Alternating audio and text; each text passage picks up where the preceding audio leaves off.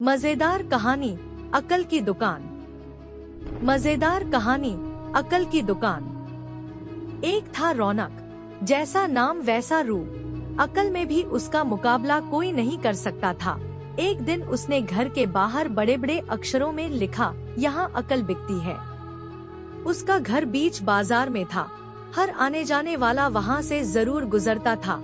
हर कोई बोर्ड देखता, हंसना और आगे बढ़ जाता। रौनक को विश्वास था कि उसकी दुकान एक दिन जरूर चलेगी। एक दिन एक अमीर महाजन का बेटा वहाँ से गुजरा। दुकान देखकर उससे रहा नहीं गया। उसने अंदर जाकर रौनक से पूछा, यहाँ कैसी अकल मिलती है और उसकी कीमत क्या है?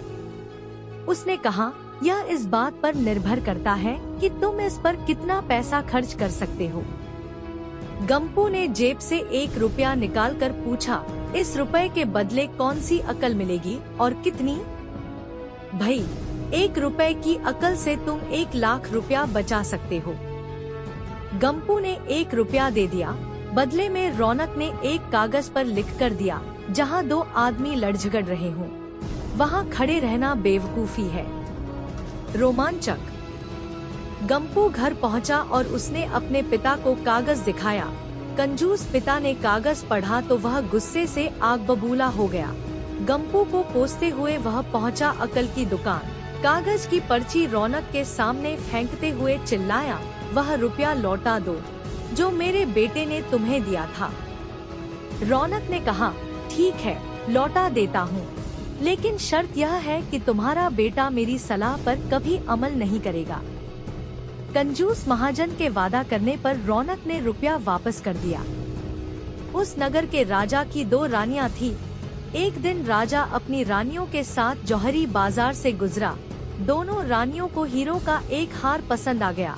दोनों ने सोचा, महल पहुंचकर अपनी दासी को भेजकर हार मंगवा लेंगी। संयोग से दोनों दासियां एक ही समय पर हार लेने पहुंची। बड़ी रानी की दासी बोली, मैं बड़ी रानी की सेवा करती हूँ, इसलिए हार मैं लेकर जाऊंगी। दूसरी बोली, पर राजा तो छोटी रानी को ज्यादा प्यार करते हैं, इसलिए हार पर मेरा हक है। गंपू उसी दुकान के पास खड़ा था। उसने दासियों को लड़ते हुए देखा। दोनों दासियों ने कहा, वे अपनी रानियों से शिकायत करेंगी। जब बिना फैसले के वे दोनों जा रही थी, तब उन्होंने गंपू को देखा। वे बोली, यहाँ जो कुछ हुआ तुम उसके गवाह रहना। दासियों ने रानी से और रानियों ने राजा से शिकायत की। राजा ने दासियों की खबर ली। दासियों ने कहा, गंपू से पूछ लो, वह वहीं पर मौजूद था। राजा ने कहा, बुलाओ गंपू को गवाही के लिए, कल ही झगड़े का निपटारा होगा। इधर गंपू हैरान, पिता परेशान। आखिर दोनों पहुँचे अकल की दुकान। माफी मांगी और मदद भी। रौनक ने कहा, मदद तो मैं कर दूं, पर अब जो मैं अकल दूंगा उसकी कीमत है 5000 रुपए। मरता क्या न करता।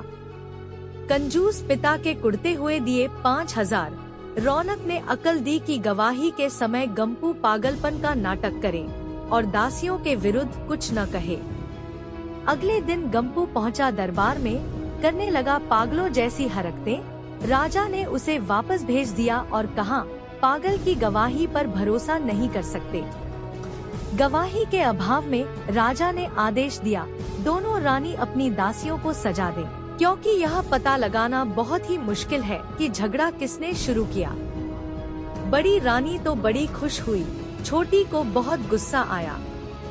गंपू को पता चला कि छोटी रानी उससे नाराज है, तो वह फिर अपनी सुरक्षा के लिए परेशान हो गया। फिर पहुंचा अकल की दुकान। रौनक ने कहा, इस बार अकल की कीमत 10,000 रुपए। पैसे लेकर रौनक बोला, एक ही रास्ता है, तुम वह हार खरीद कर छोटी रानी को उपहार में दे दो।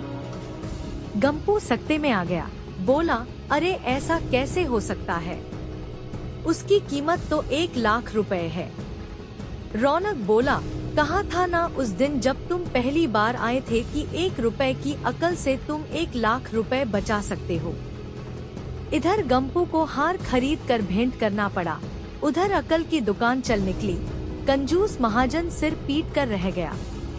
मेरी बहू, मेरी बहू, भूत की कहानी in Hindi, top most social awareness story.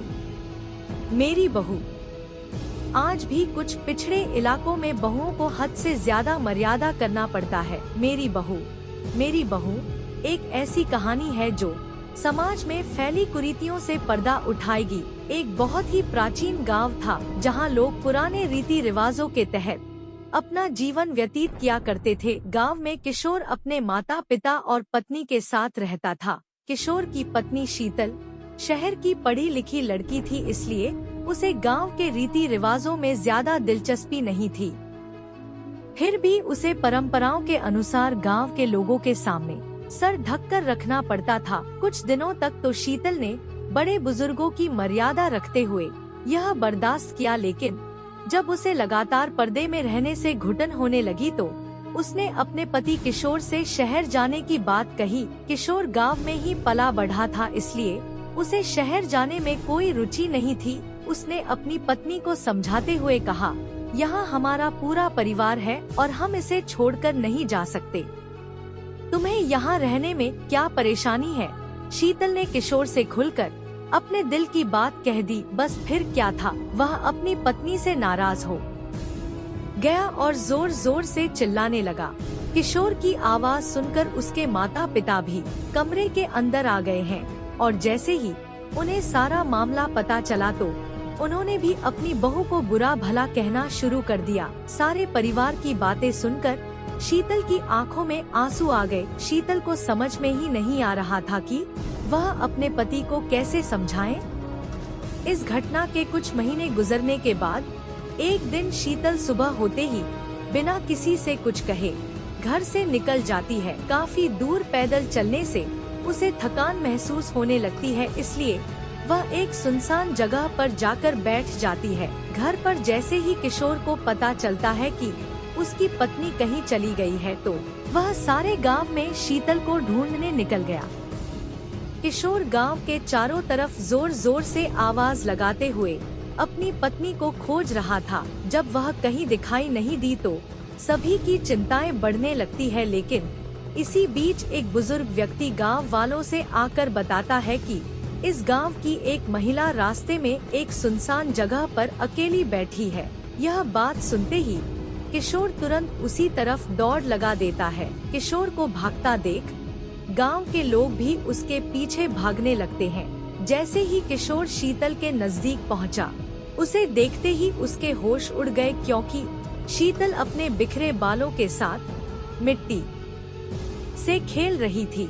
शीतल को ऐसी स्थिति में देख गांव वालों को लगा जरूर यह कोई भूत बला है जो शीतल के पीछे पड़ गई है। सभी ने शीतल को काबू में करने की बहुत कोशिश की, लेकिन शीतल सभी को धक्का मारते हुए जोर जोर से रोने लगी। उसके रोने की आवाज किसी पुरुष की तरह लग रही थी। जैसे तैसे करके शीतल को घर लाया गया। गांव के सभी लोगों को शीतल की हरकतें भूतिया गतिविधि की ओर इशारा कर रही थी, इसलिए सभी ने तांत्रिक बुलाने को कहा। किशोर ने अपने कुछ रिश्तेदारों की सलाह से एक जाने माने तांत्रिक को बुलाया। तांत्रिक ने आते ही चारों तरफ एक घेरा बनाया और तरह से बचने के लिए सभी को उस घेरे के अंदर रहने को कहा और शीतल के कमरे में अकेले ही चला गया। अंदर पहुंचते ही उसने शीतल को चेतावनी देते हुए कहा, साफ साफ बता दो यह नाटक क्यों कर रही हो, नहीं तो तुम्हें बहुत तकलीफ होगी। शीतल तांत्रिक को देखते ही आक्रामक होने लगी। तभी तांत्रिक ने शीतल के बाल पकड़कर दोबारा कहा, मैं अच्छी तरह से जानता हूँ, भूत प्रेत नाम की कोई चीज नहीं होती। मैं कई वर्षों से इसी तरह लोगों के भ्रम दूर करता आया हूँ। तुम्हारे घर वालों को समझाना मुश्किल है, लेकिन तुम अच्छी तरह से जानती हो कि तुम यह नाटक कर रही हो। तांत्रिक की बात सुनते ही शीतल की आंखों में आंसू आ गए और उसने रोते हुए अपना झूठ भूल कर लिया। शीतल ने तांत्रिक को बताया कि वह शहर की पढ़ी लिखी लड़की है, उसे ज्यादा बंधनों में रहना पसंद नहीं। उसने कई बार अपने पति से यहाँ से दूर चलने को कहा, लेकिन जब वह नहीं माने तो मजबूरी में आकर उसने चुड़ैल चढ़ाने का नाटक किया ताकि वह अपने मन मुताबिक जी सके। दरअसल तांत्रिक एक वैज्ञानिक था जो कई सालों से भूतों के नाम पर फैली हुई अफवाहों की सच्चाई दिखाने के लिए रिसर्च कर रहा था और उसी वजह से उसने तांत्रिक वेशभूषा अपनाई थी। उसने शीतल को सबके सामने चुड़ैल की हकीकत बताते हुए माफी मांगने को कहा। जैसे ही गांव वालों को पता चला कि शीतल अपने परिवार के सामने सिर ढकने से बचने के लिए चुड़ैल का ड्रामा कर रही थी, तो उन्हें आज से पहले गांव में हुई सभी भूतिया घटनाओं पर संदेह होने लगा। तांत्रिक के समझाने पर शीतल के घर वालों ने उसे उसके पति के साथ शहर जाने की इजाजत दे दी। तांत्रिक की वैज्ञानिक सोच ने लोगों में भूतों के प्रति फैले अंधविश्वास को गहरी चोट दी थी, लेकिन यह तो सिर्फ एक शुरुआत थी और इसी के साथ यह कहानी खत्म हो जाती है। अगर आपको इन कहानी में थोड़ा सा भी मजा आया है तो प्लीज चैनल को सब्सक्राइब कर दो। यदि यह वीडियो लड़की की होती तो सभी चैनल को सब्सक्राइब करते। आप सभी से हाथ जोड़कर विनती है कि आप प्लीज चैनल को सब्सक्राइब कर दे।